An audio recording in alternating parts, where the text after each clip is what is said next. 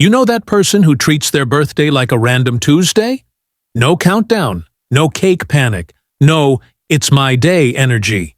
They show up to work, answer messages, maybe even forget until someone reminds them.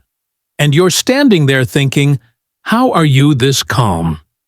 If that reaction feels familiar, maybe it's you. Maybe someone you know there's more going on than modesty or laziness. Behind that quiet shrug is a surprisingly rich psychology. And once you see it, you won't look at birthdays or people the same way again. Let's start with the first profile. Picture someone waking up on their birthday and thinking, nothing magical happened overnight. They don't hate celebration. They just don't believe a date should inflate meaning.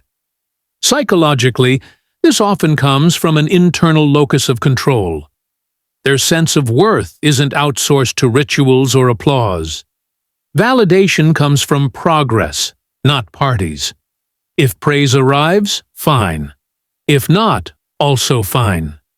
These people tend to feel grounded, sometimes intimidatingly so. You might recognize yourself here if external attention feels neutral rather than exciting. Then there's another type.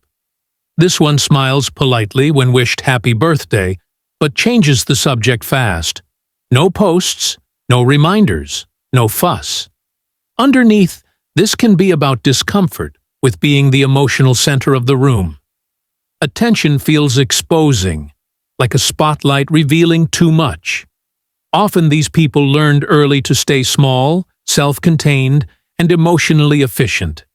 Celebrations feel unpredictable. Expectations creep in. So, treating the day as normal is a way to stay regulated. If you've ever felt relief when the day passes quietly, this might land close to home. Another profile looks similar on the outside, but comes from a very different place. Imagine someone who once made birthdays huge. Friends, gifts, anticipation, and then slowly stopped. For them, normalizing the day is a protective move. Maybe past birthdays came with disappointment, forgotten wishes, or unmet expectations. The brain learns fast. Lower the emotional investment. Lower the risk. Psychologists call this expectation management, but emotionally, it's self-preservation. If you've ever told yourself, "I don't care about birthdays anymore," ask gently, did you decide that? Or did life teach you? But here's the twist. There's also the time-oriented thinker, the person who sees birthdays less as celebration and more as measurement. Another year lived. Another chapter closed. Cake feels optional when reflection feels louder. These people often think in trajectories, where they were, where they are, where they're going. Birthdays trigger quiet audits, not excitement. They might even feel a subtle pressure, not sadness, just awareness. If your birthday makes you thoughtful instead of festive, this could be why. So which one sounds like you?